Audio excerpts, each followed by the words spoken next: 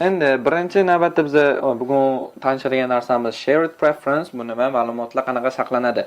Endi shared preference allows activities and applications to keep preferences in a form key value pair similar to the map that will persist even when the user closes the application. Xo'p, nima degan?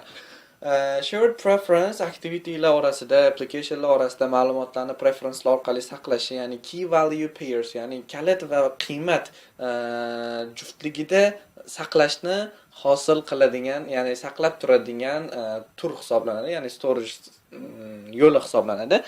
Endi bu o'sha Javadagi mapga o'xshaydi. Endi ma'lumotlar foydalanuvchi application, ya'ni ilovadan chiqib ketgandan keyin ham saqlanib turiladi. Android shared preferencelarni qanaqa saqlaydi degan savolga, u alohida shared preference degan papka bor, uning ichida XML fayl ochib, buni datalarni key value pairs, ya'ni kalit va qiymat ko'rinishida saqlab boradi. Endi shared preferencelarning ma'lumotlari qachon yo'qoladi degan savolga javob bersam, shared preference saqlangan ma'lumotlar application o'chirib yuborgandan, ilova o'chirilgandan so'ng yoki ilovani ma'lumotlari, ya'ni clear cache degan, ya'ni datalarni o'chirib tashlasa bizda settingsdan, ya'ni nastroykadan, telefon nastroykasidan appni, ilovani nastroykasidan shu clear data degan tushuncha bor, shuni o'chirib tashlasa ma'lumotlar yo'q bo'lishi mumkin.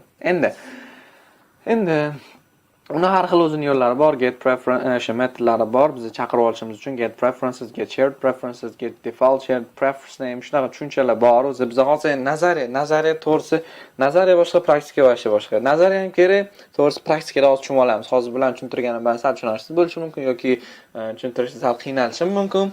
Endi undan tashqari ma'lumotlar har xil modlar orqali boradi, har xil yo'llar, ya'ni mode private, mode word readable, mode word writable shunaqa yo'llar orqali boradi. Bularni ma'nosi masalan oddiy qanaqa tushuntirsa bo'ladi? Ma'lumotlar qanaqa borishi, ya'ni saqlangan ma'lumotlar private holatda borishimi yoki hammaga ko'rinadigan holatda borishimi? Masalan 0 qilib qo'ysa hammaga ko'rinadigan holatda accessible bo'ladi, ya'ni kirsa bo'ladigan bo'ladi. Shunaqa.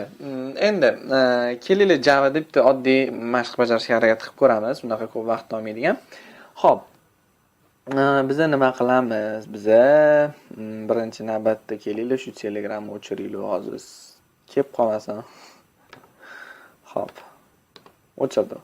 Mana endi biz birinchi navbatda nima qilamiz? Biz birinchi navbatda kelinglar oddiy dizayn qilishga harakat qilamiz. Oddiy dizaynda nimalar bo'ladi?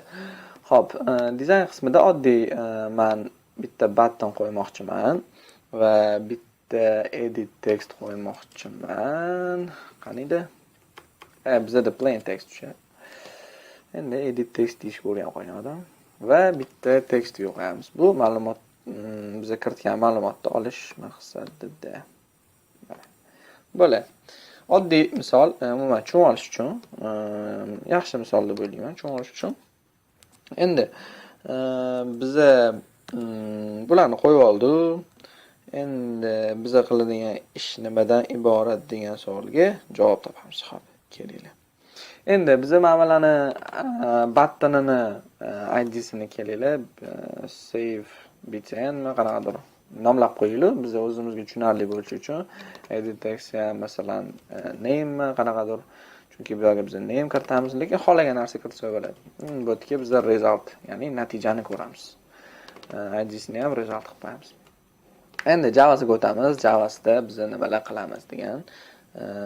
Nimalar qilamiz? Xo'p, birinchi navbatda har doimgidek biz private button btn yoki save btn farqi yo'q. Save btn. So endi hammasini private mode qilaveramiz. Xo'p, private text view nimalar bor edi? Tez qilib tashlaymiz. Resultimiz bor edi. Oldin safarga o'xshab sal shoshilganda o'xshamay qolishi mumkin. Albatta bu hazil.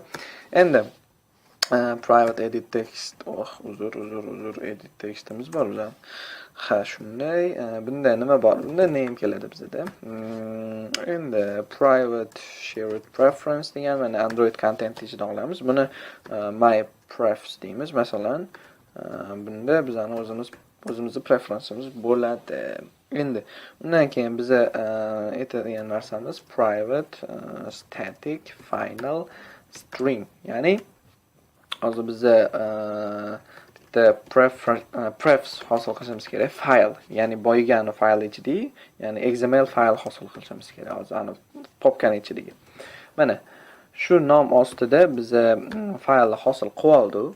Endi shu nom ostida faylni hosil qilganimizdan keyin biz nima qilamiz? Biz mana bu battallarni umuman hammasini find view by id qilib topib olishimiz kerak. id uzr save bitchen mana chiqdi. Hop, bu resultimiz bor bizning find view by id rid result. Va bizda yana nima bor edi? Name bor edi albatta. Find view by id rid name. To'g'rimi? Mana bo'ldi. Bularni qilib bo'ldi. Bularni qilib bo'lganimizdan keyin bizda save button bosilgandan so'ng bizga ma'lumotlarni bitta preference orqali olib olishimiz kerak. New view on click listener.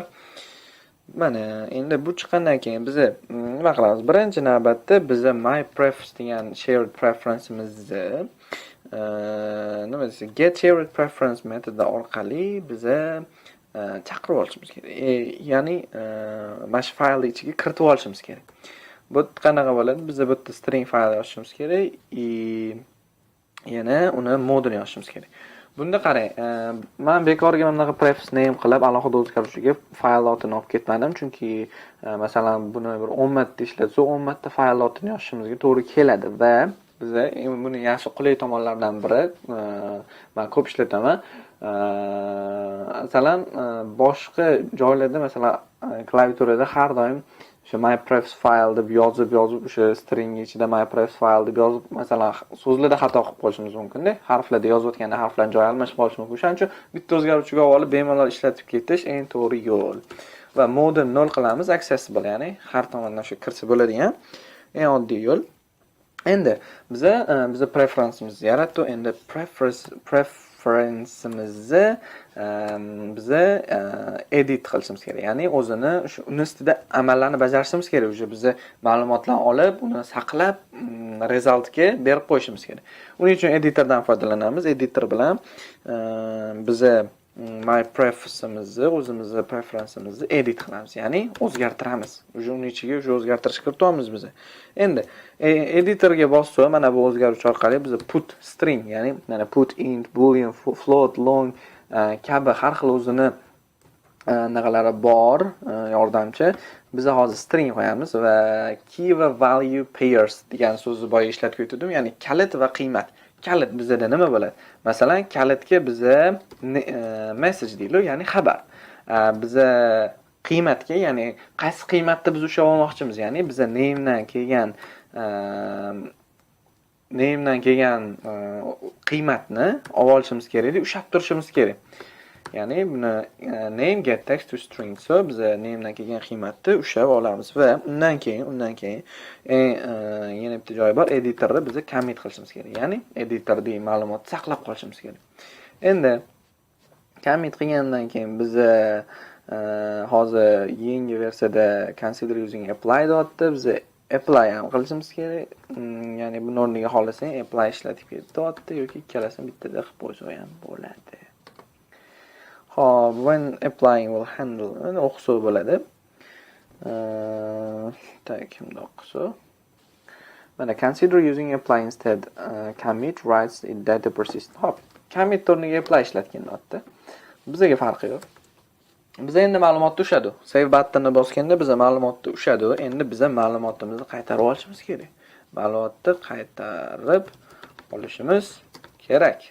Buni qanaqa qilamiz?